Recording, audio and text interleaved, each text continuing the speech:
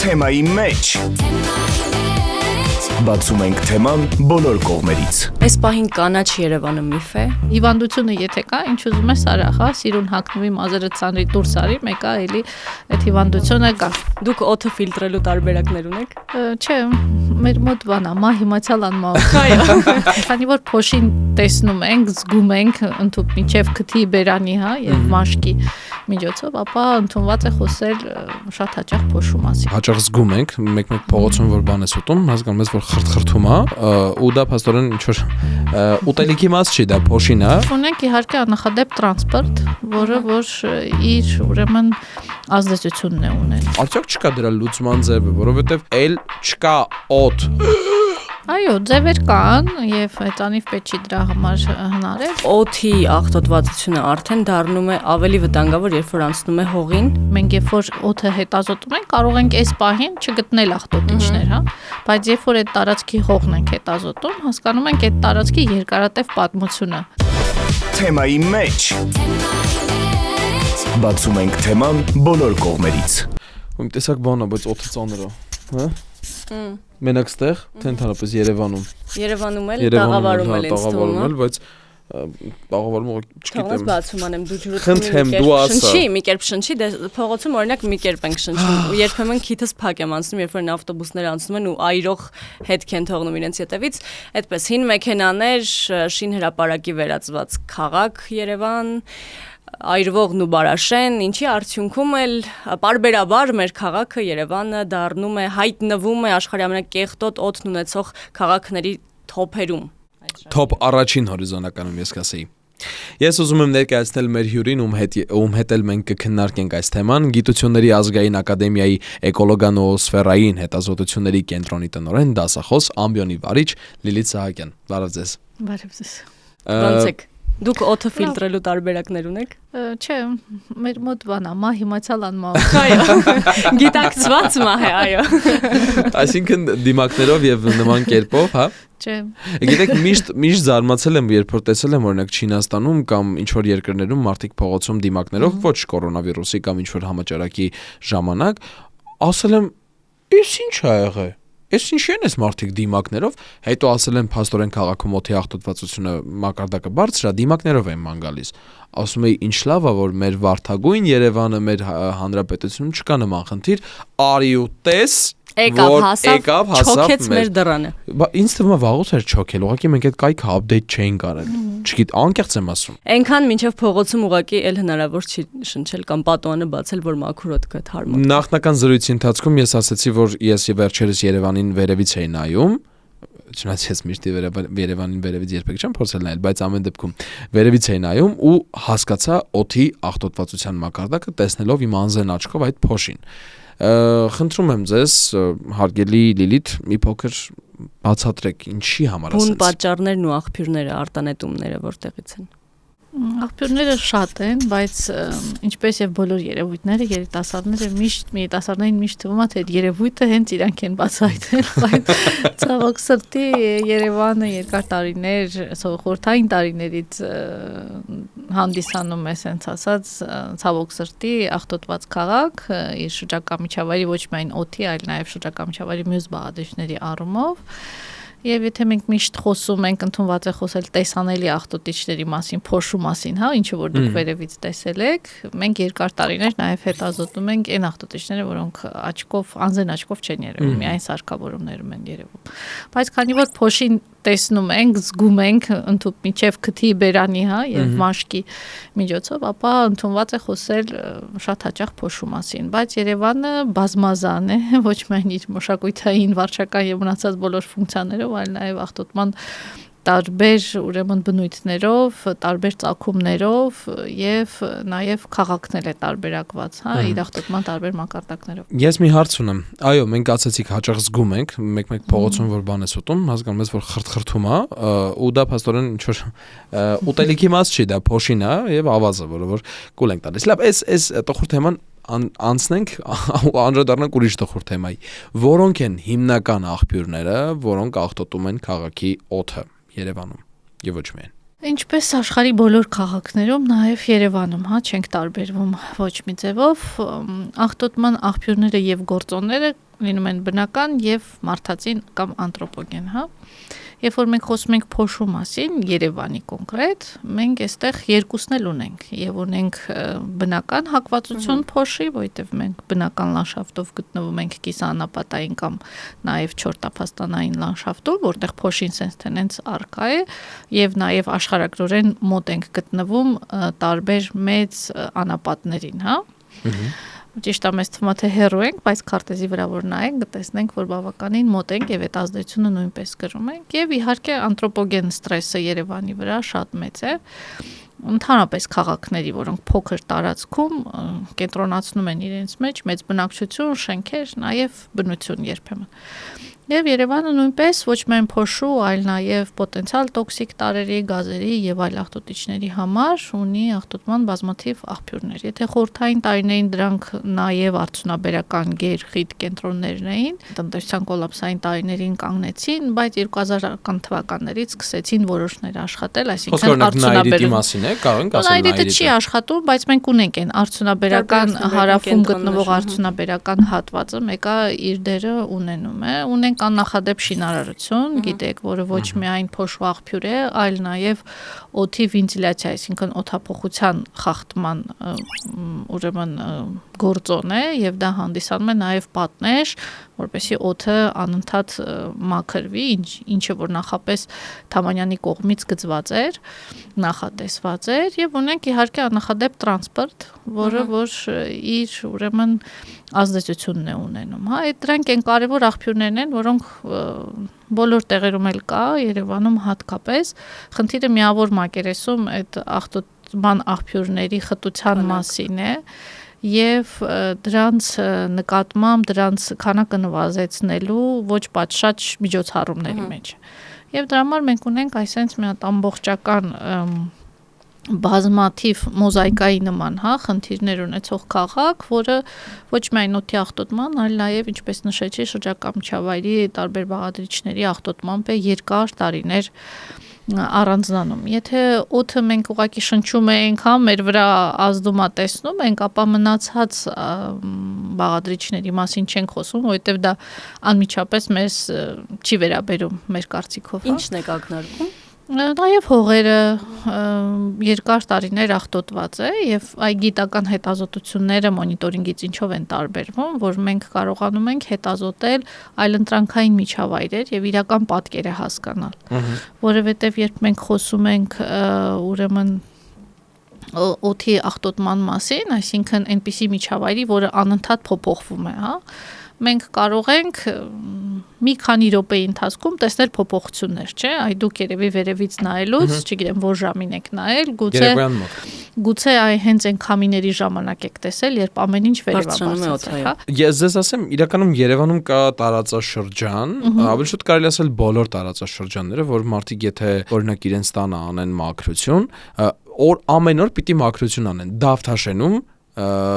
ու այլ վարչական շրջաններում սարսափելի է պատերի պատուհանագոգերին այսքան փոշի է դրվում, որտեվ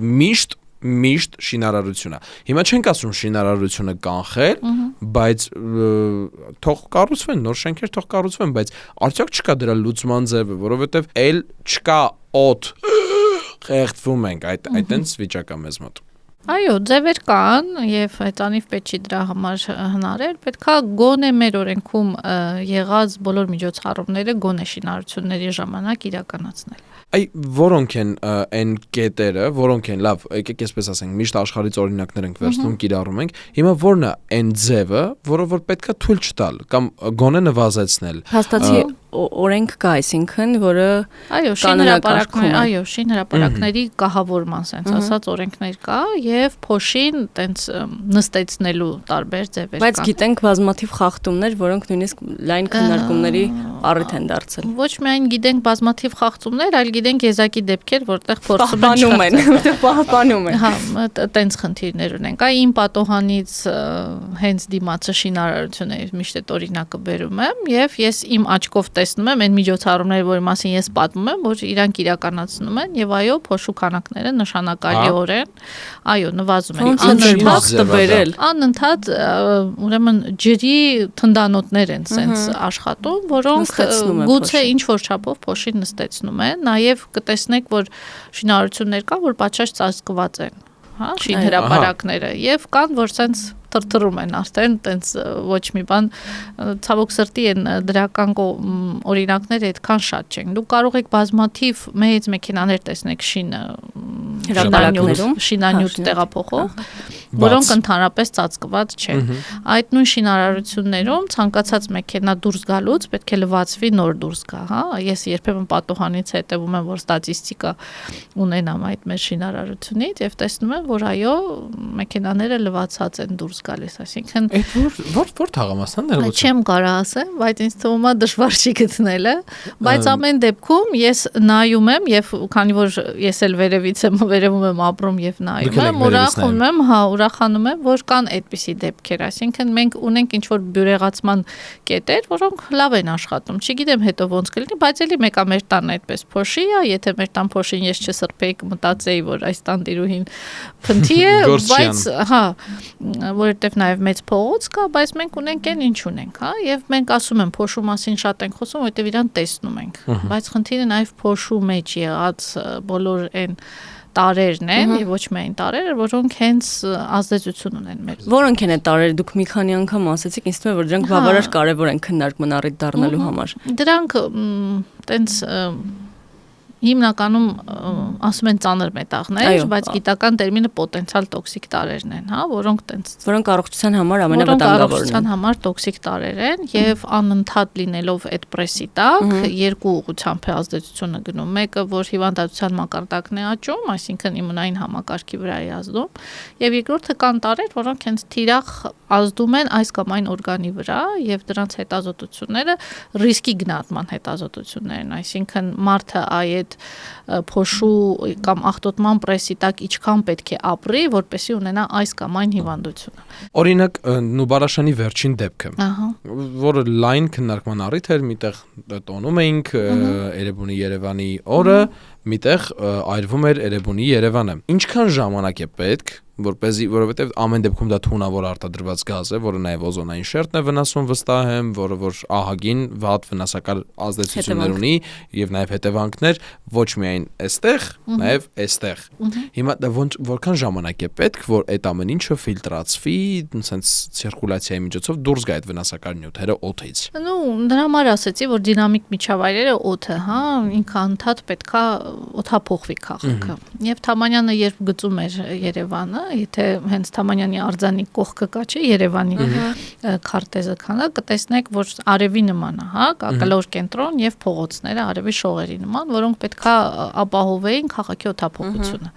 Եվ քանի որ մենք երկար տարիներ փոխել ենք այն ամբողջ փիլիսոփայությունը քաղաքի ճարտարապետության եւ կետային շինարարություն են կարել, այսինքն անընդհատ օդը հանդիպում է ինչ-որ պատնեշների եւ ստիպված է լինում իր մեջ ինչ կա ֆիզիկայի օրենքով պետքա թափվի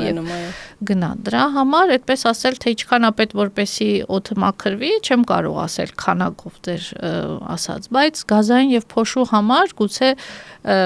քաղաքից դուրս կգա միտեղ կթափվի, մի ուրիշ տեղ կգնա կթափվի, այսինքն քաղաքը ոչ միայն ներսում է ազդում, այլ իր ազդեցության գոտին ունի, հա, շրջակայքում։ Իսկ իմ նշած պոտենցիալ տոքսիկ տարրերը ծանր մետաղները դրանք կայուն են, այսինքն եթե բնության մեջ իրանք հայտնվեցին, բնությունը ինքնամաքրվելու մեխանիզմ չունի իրանք, եթե հողում կուտակվեցին, ապա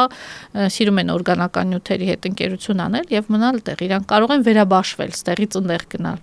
Բայց իրանք մեր միջավայրում օդի աղտոտվածությունը արդեն դառնում է ավելի վտանգավոր, երբ որ անցնում է հողին եւ ավելի մնայուն։ Հա, դե ոնց լինի ցանկացած բան պետքա իջնի մեկա դեպոնենտ, այսինքն կուտակիչ միջավայրերի վրա։ Դրա համար մենք երբ որ օդը հետազոտում ենք, կարող ենք այս պահին չգտնել աղտոտիչներ, հա, բայց երբ որ այդ տարածքի հողն ենք հետազոտում, հասկանում ենք այդ տարածքի երկարատև պատմությունը, թե ինչ է այդտեղ կատարվել, հա, եւ տեսնում ենք, որ մեր հողերը նաեւ Երևանի աղտոտված են եւ աղտոտված հողը նորից լրացուցիչ աղտոտման աղբյուր է մթնոլորտի համար, եթե մենք ճիշտ չենք կանանչապատում, այսինքն բաց տարածքներ շատ ունենք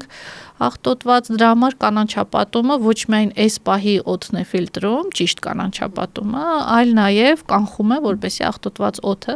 բարձրանա մերձգետնյա հատվածներ։ Այս պահին կանաչ Երևանը միֆ է։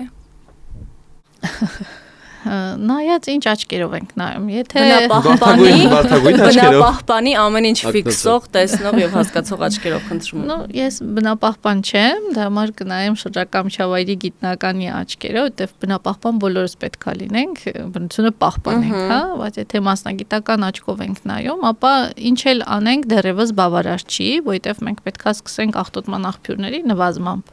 Եթե աղտոտման աղբյուրը կա, հիվանդությունը եթե կա, ինչ ուզում ես արա, հա, սիրուն հագնվի, մազերը ծանրի դուրս արի, մեկը էլի այդ հիվանդությունը կա, գլուխդ լվաս փոշի ու սև մուրա թափվելու։ Այո, այսինքն մենք առաջինը պետք է նվազեցնենք այդ մասից գանք, հա, հետո արդեն ճիշտ կանանչապատենք։ Ամեն ծաղիկն ու խոտն ու ծառն ու բույսը դեռևս քաղաքային կանանչապատման կարևոր ֆունկցիա չի կատարում։ Ինքը կարող է գեղագիտական արժեք ունենա, բայց շատ հաճախ տեսնում եք, որ նոր ծառերը թփերը տնկելուց հետո գեղագիտական հաճույք էլ հա ցախավել է մնում, որովհետև այդ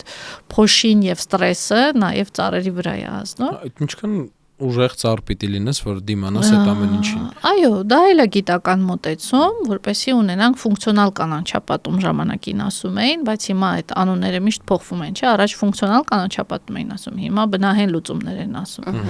Այսինքն այնպիսի գրագետ կանանչապատում իրականացնես քաղաքում, որը լինի գեղագիտական, հարմարված լինի մեր բնակլիմայական պայմաններին, դիմակայուն լինի այս էկոլոգիական ստրեսին, որը որ Երևանում կա, ունենա այդ օդը ֆիլտրող հատկություն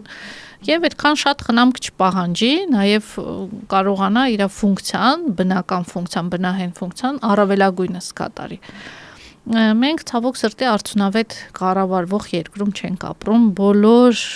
մակարդակներում ընդհանուր միջև ընտանիք, հա, եթե դուք տեսնեք, մենք ինքներս էլ ընտանիքներում այդքան արդյունավետ չենք կառավարում, այդ երևի աղքատ մարդկանց սոցիալապես անապահով պետությունների խնդիրն է, հա, որովհետև էկոլոգիական խնդիրները ամեն պետության խելքի բանը չեն։ Դա ստատուսի մասին է խոսում, հա, եւ նաեւ ազգաբնակչության սոցիալական մակարդակի։ Մեր հասարակությունը սովոր է ամենտեղ աղբ գցելու, ու երբ որ մենք խոսում ենք օդի աղտոտվածության մասին, մի բան, որը իրանց համար դեռևս անգամ շոշափելի չի, որովհետեւ գուցե նաեւ փոշին շոշափելի չի։